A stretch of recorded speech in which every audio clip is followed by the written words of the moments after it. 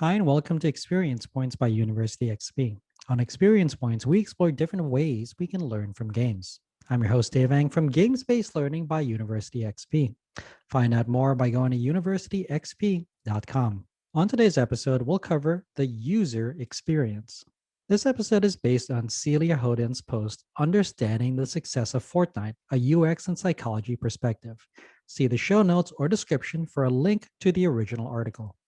Fortnite has become one of the most successful video games in history, which has been a mixture of surprise, fascination, and wonder for someone like me.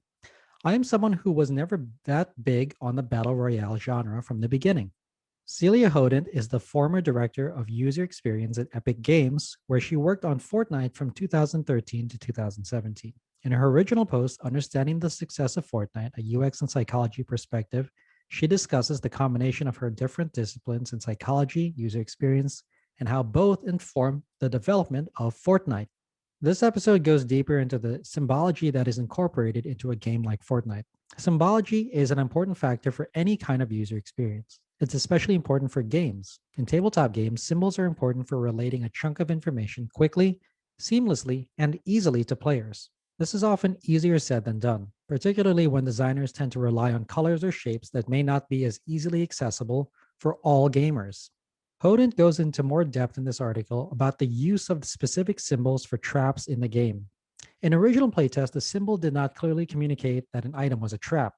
That made it difficult for players to quickly determine the meaning of different elements in the game. The connection between the symbols for traps and their meaning was highly important for the user experience. Players were better able to stay engaged when they could easily connect the item with its contents. This led to Hodent's split between two outcomes for players: usability and engageability. The latter focused not only on players' abilities to use games, but how they were engaged with the game through play. There are great applications of this in tabletop game design, as well as in games-based learning. Being able to quickly connect symbols with outcomes, loops, and resources allows players to keep their engagement with both game objects and the learning outcomes that we've created. All of this is designed in order to make sure that our game and the experience will be as intuitive and as easy to use as possible.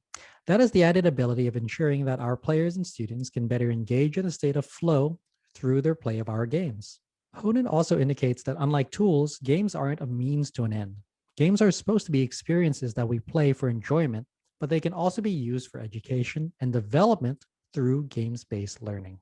As with a socialized learning environment through experiential learning, it's important that relatedness also rise to the same level of usability and engageability. That means that being able to form meaningful relationships with others in the game is important for developing those bonds. Those bonds are furthered by what Hodent indicates is the game feel and the subjective experience of the game, specifically how gamers remember how good it is to play a game. That good feeling certainly comes from usability and engageability, but it is also supported by the social network of the game as well. That social network also relates to how the thematic immersion of our games involved our players. Of course, there will continue to be tabletop games about trading in the Mediterranean, gaining the most victory points, or scoring the most honor. But how do those choices make sense for our players? As educators, we must think about how we can connect those meaningful game decisions into achievable learning outcomes. The answers to both are incredibly challenging and difficult to achieve, but through collaborative development, playtesting, and active experimentation, we can achieve polished designs that are inclusive, usable, and highly engaging. I hope you found this episode useful. If you'd like to learn more, then a great place to start is with my free course on gamification. You can sign up for it at universityxp.com/gamification. You can also get a full transcript of this episode, including links to references in the description or show notes. Thanks for joining me. Again, I'm your host, Dave Eng from Games-Based Learning by University XP. On Experience Points, we explore different ways we can learn from games. If you like this episode, please consider commenting, sharing, and subscribing. Subscribing is absolutely free and ensures that you'll get the next episode of Experience Points delivered directly to you. I'd also love it if you took some time to rate the show. I live to lift others with learning, so if you found this episode useful, consider sharing it with someone who could also benefit. Also, make sure to visit University XP online at universityxp.com. University XP is also on Twitter at university_XP and on Facebook as University XP. Also, please feel free to email me anytime. My email address is dave@universityxp.com. Game on.